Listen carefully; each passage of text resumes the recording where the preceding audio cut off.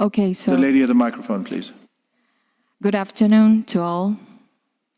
I am Ana Luisa Queiroz. I'm a feminist, an environmental and human rights defender, born and raised in the West Zone of Rio de Janeiro, Brazil. I'm here representing the Alternative Policies Institute for the Southern Cone, the Fair Steel Coalition, but most important, the struggle built by many hands in defense of life in our city. I traveled to here to talk about Ternium Brasil and the ING finance.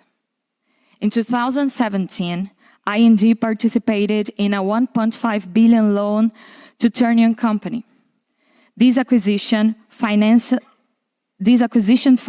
allowed Ternium to buy a massive and highly polluting steel plant in Rio de Janeiro and create Ternium Brasil.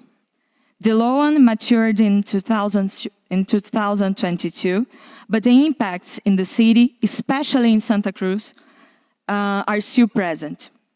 It's important to highlight that Santa Cruz has one of the lowest positions in Human Development Index compared with other neighborhoods in the city.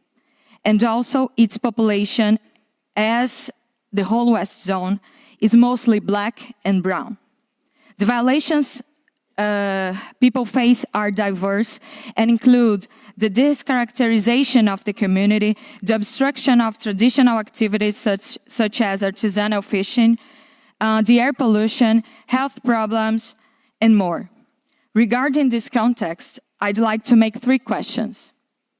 Does ING recognize that Ternium Brasil is benefiting from and reproducing economic vulnerability and environmental racism in Santa Cruz, and maintaining negative practices of pollution and illness in order to lower its costs and accumulate more capital? The second one. Why did ING finance the purchase of the production plant against a backdrop of previous violations and knowledge of the negative impacts of coal-fired steelworks on the health of the local population, especially women, who are responsible for most of the care work, is so hidden and well known by us after the pandemic period. This is the second question. And the last and most important of all, will ING commit to not lending any more money to Ternium and engage in remedy actions according to OECD guidelines?